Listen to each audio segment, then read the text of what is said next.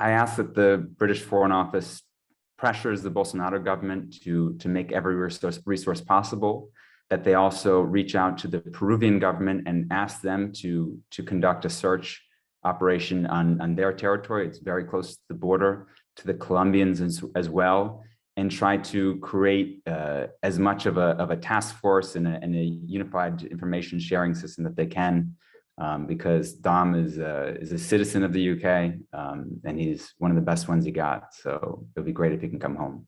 Dom Phillips is one of the most amazing friends and people that I know. He's an incredible journalist. He's been based in Brazil for more than 15 years. He came here something on a whim, and he just fell in love with the country and never wanted to leave. So he started as a music journalist in the UK, actually, and in Brazil he had sort of a second act where he became a hard news reporter, and he in his later years became much more focused on environmental journalism. He's really in love with the Amazon, the beauty of it, the complexity of it, and he sees it as a very important mission to let the rest of the world know everything that's happening in the Amazon, and trying to make positive change in the world. And so a lot of what he's done over the last many years has been doing the type of really difficult, rigorous, dangerous, in-depth reporting. And a lot of the stories that he's done have resulted in actual tangible change and impact, which is not something that every journalist can say. Dom was doing a reporting trip for a book that he's writing called How to Save the Amazon. It's supposed to be an uplifting story. Unfortunately, it's not a very uplifting story at the moment. This was the last of many trips that he's been doing for this book. And I knew that he was in Manaus in the Amazon region, and he had just taken a plane a few days earlier to this region very close to the border with Peru and Colombia. It's a very dangerous and notorious area, lots of illegal mining and fishing and logging and also drug trafficking. But Dom's a very serious and experienced reporter who knows how to keep himself safe. So I wasn't particularly worried.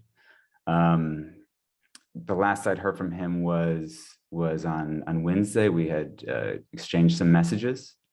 And he went out on Thursday to go on this long trip into a very remote region to speak to some indigenous people that are setting up they set up a system to help protect their own community from the loggers, since that the federal government has failed to do this, especially since the Bolsonaro administration has taken over since 2019. So Dom went on this trip with a guide who's extremely experienced. And on Sunday, he was supposed to be back at the small town that they were based out of by 8 a.m. He was last seen at 6 a.m. and they made contact with their colleagues in the town. And when he didn't arrive at 8 and didn't arrive at 9, they started to get worried, and they immediately sent out a search boat, and then another and another. And no trace of the boat had been found. So on Monday morning, they created a press release and they spread the news to everybody. And it was really shocking, of course. You don't really expect this sort of thing to happen, even though it's a very dangerous area where a lot of environmental defenders have been killed recently. And we immediately started a mobilization amongst our friends of Dom and his colleagues. And we've been pressuring the government ever since then to increase the search efforts, because they've been, at every step of the way, the federal government has been dragging its heels and slowing down the search operation, even though the federal police, the Navy, the Air Force, and the Army all have specially trained units to do search and rescue in the Amazon. They could have put planes and helicopters in the air immediately if they wanted to, with heat seekers and everything, but they chose not to. And they basically have said as much. And so we've been working with everyone that we can to try to increase the pressure, to increase the size of the search, because every hour is extremely precious. Unfortunately, yes, and this is something that Dom has been very worried about and something that he talks about regularly. The Bolsonaro government came into office promising that they would not create a single centimeter more of new indigenous reserves. He wants to roll back the indigenous reserves. He wants to roll back restrictions, increase the ability for illegal mining wildcat mining to happen, and they've been very much allied with these criminal gangs that are extracting resources, contaminating and polluting the environment. And they've also been very aggressive in demonizing journalists and journalism.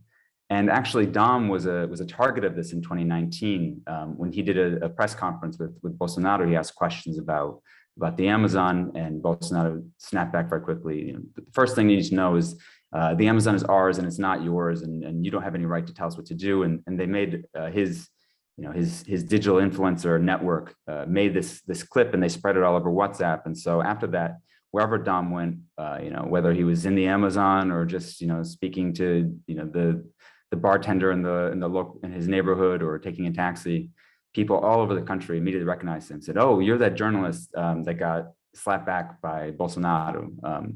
He was very concerned about this and did not want to be in front of the camera afterwards. He didn't want to be the center of any stories, and he felt like this increased the danger for him to do this sort of sensitive reporting, and that it was indicative of the greater threats that had been put upon journalists trying to do this sort of work.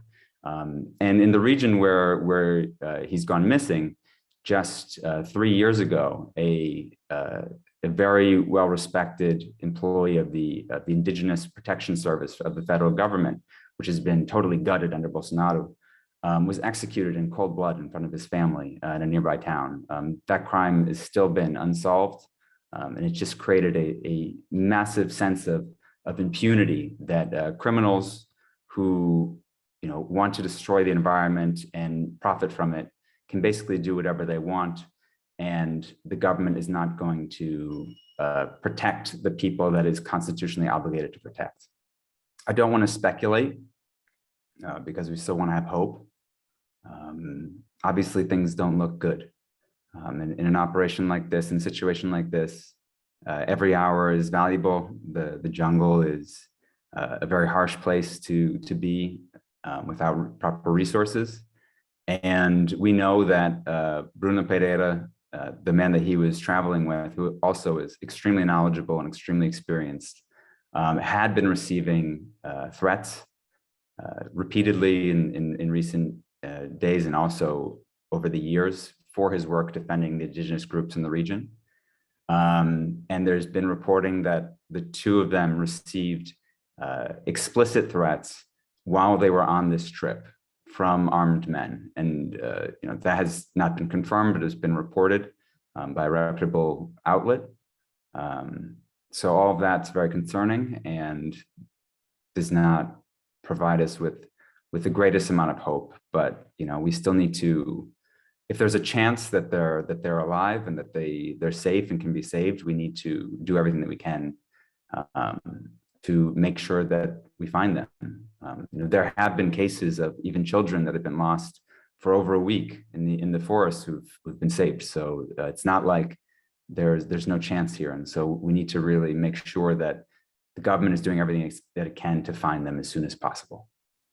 I ask that the British Foreign Office pressures the Bolsonaro government to make every resource possible, that they also reach out to the Peruvian government and ask them to conduct a search operation on their territory. It's very close to the border, to the Colombians as well, and try to create as much of a task force and a unified information sharing system that they can, because Dom is a citizen of the UK, and he's one of the best ones he got. So it would be great if he can come home. Yeah, I've been in contact with Alessandra Sampaio is Dom's wife. She's a Brazilian. She's wonderful. She's, obviously she's not happy right now, but she's very strong and trying to be resilient. She posted a very emotional message on social media yesterday in Portuguese to try to drum up support for the search. And it's actually been reverberating a lot. I mean, even Pele just shared it on Twitter today. So it's been getting a lot of attention, but she's having a very tough time, as anybody would expect. And so we're all just trying to support her as much as possible.